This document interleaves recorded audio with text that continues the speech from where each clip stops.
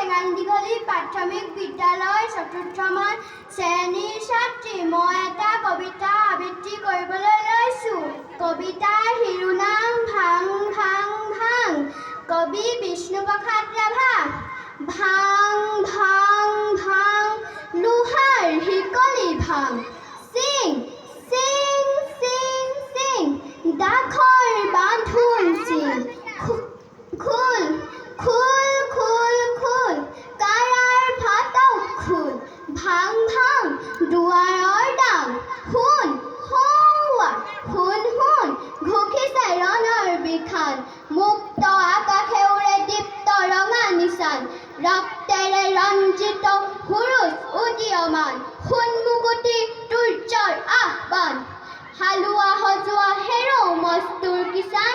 মুক্তিমান মুক্তিমান মুক্তিমান। নমস্কাৰ।